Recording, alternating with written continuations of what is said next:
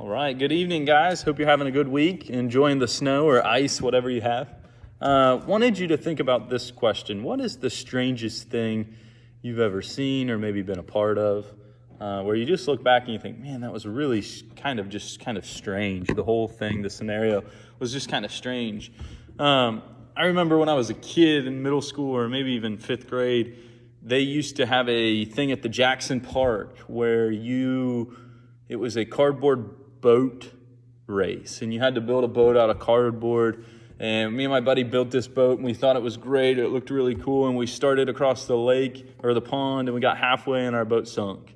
And it just was a strange time because I remember my grandfather, who was probably in his 50s or 60s, jumped in and came and saved me because he didn't think I was going to make it across the lake. And looking back, the whole thing was just kind of strange. It was strange that I was in a cardboard box trying to float across the pond. It was strange that my grandfather jumped in and tried to save me. The whole thing is just kind of weird and kind of strange.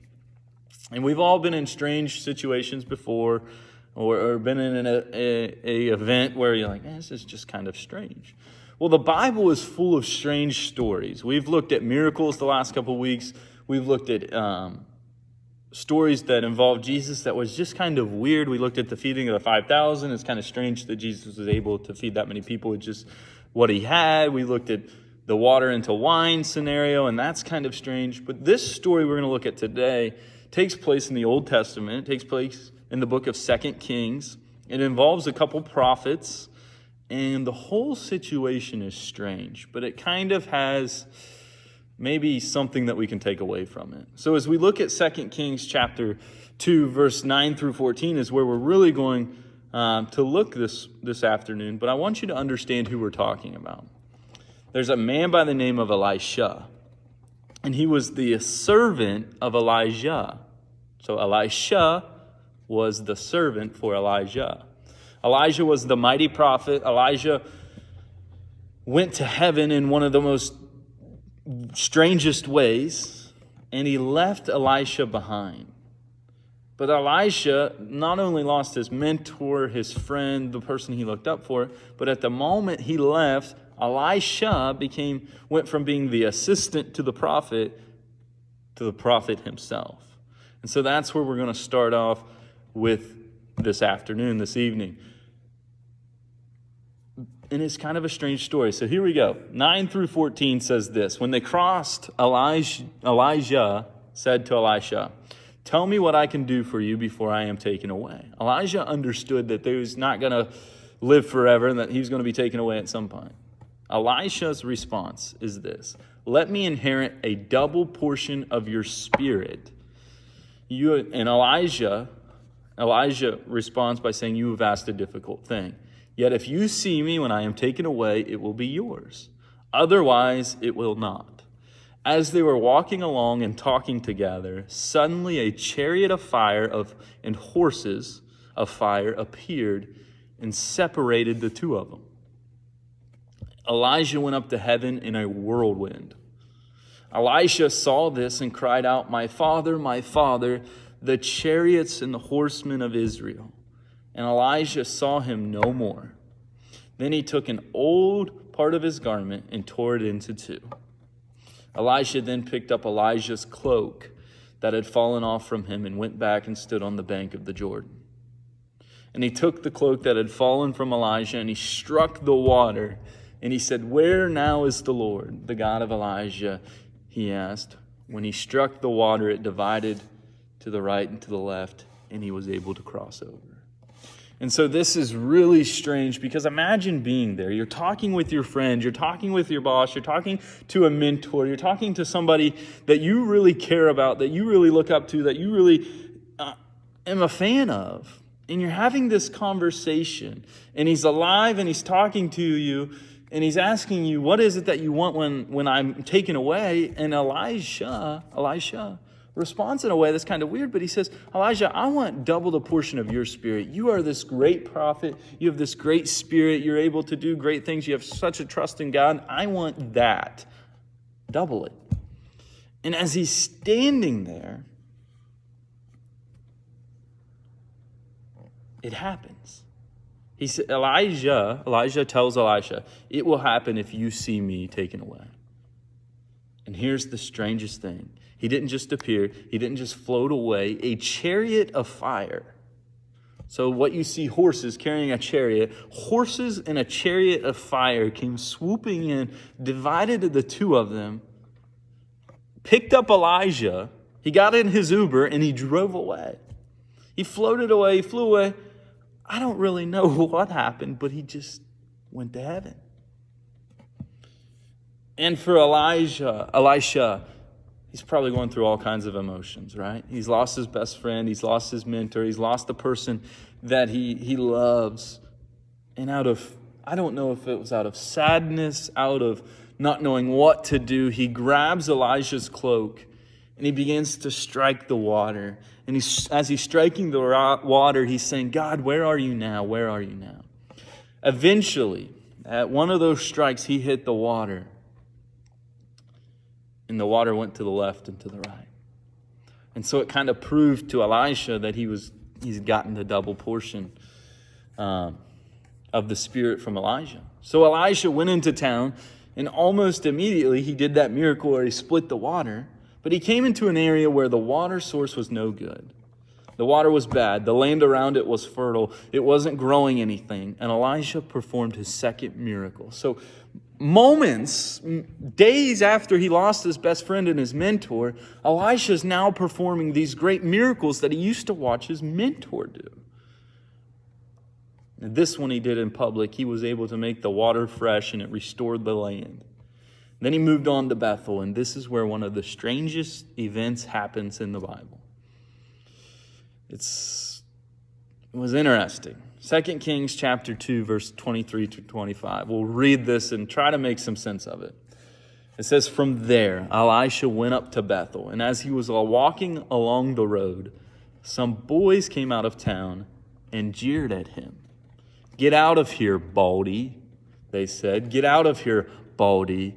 And he turned around and he looked at them, and he called down a curse on them in the name of the Lord.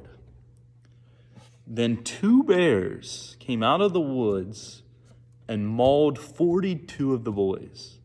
And he went on to Mount Carmel, and from there returned to Samaria. You heard the story correctly. Yes, it's in the Bible. Flip to 2 Kings chapter 2, verses 23 to 25, and you'll read this. Elijah starts getting made fun of because he was a man that was bald. And it may have sounded like a silly joke. It may have seemed like a silly thing for this event to take place. But it comes to find out there are 42 young men outside yelling at this prophet of God and making fun of him.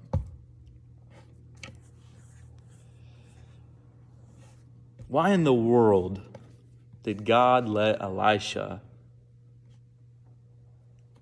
to have those bears sent on those boys? It isn't, Baldy doesn't seem that mean of a thing. It's not that creative. But there's 40 some boys out there picking and making fun of Elijah. What you have to understand is that it wasn't just a mockery of his hair. They were in Bethel. And Bethel had this reputation of being a town that had fallen away from God. They didn't respect God. They didn't respect his word. They didn't respect his prophets. When they were making fun of Elisha, they weren't just making fun of him. They were making a mockery of God.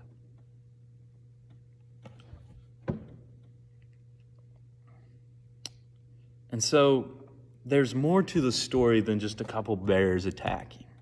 There's more to the story than just somebody getting made fun of and being upset about it. We see here that God wants us to respect him, and he also wants us to respect leadership. And so that might be crazy to come from this story. You say, no, we're just reading about a bald man who got made fun of, who had bears attack the people that made fun of him. Well, you had a whole city, you had a nation that was against God. You had a group of people that didn't respect God. They didn't love God. They didn't have anything to do with God. And the people that God was using, they were even willing to make fun of them. Romans chapter 13, verse 1 says that God is the one that anoints and is the one that appoints authorities to their position. And so even though Elisha had kind of asked Elijah in the moment he was going to be taken away to have his position, God had a say in that. God was the one that initially appointed him to that position. And so I think one thing that we learn from this story is that God doesn't want to be made fun of. God doesn't want to be made a joke. We may read this and think it's a lot about Elisha, but it's really about God doesn't want you to disrespect him. And there's a little more that can go into this. Is Romans chapter 13 tells us that God appoints the authorities in their position. And so we have to have a respect for some people. Even sometimes when we don't even necessarily like the person in authority, we have to respect the position. Does that make sense? Maybe you've had a coach that you really didn't like. But you know what? He was appointed to be that person. He was appointed to have the coaching position, to have that authority. And so as Christians, I think as we read 2 Kings here and we read about Elisha and the prophet, God is trying to get us to maybe understand that sometimes we have to respect people in authority. And I think it goes even deeper than that. I think this story, although it's crazy, although it's a little weird, although it happens in a dramatic fashion, I think God wants us to understand who he is. God wants us to understand that he's in a position of power. God wants us to understand that he's in a position that he doesn't want to be made of a fool. He wants people to respect and to honor him.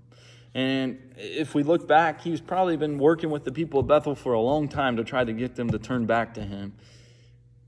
And he's trying to get them to understand that he needs their respect. Nothing is going to change in the land if they're not going to respect who he is. And so wanted to share that story with you this morning. I know it's kind of a strange thing, and I think we can relate it to our lives a little bit. No, I don't think you're going to have bears come out and maul you, but I think that sometimes in life, things are going to happen that seem strange.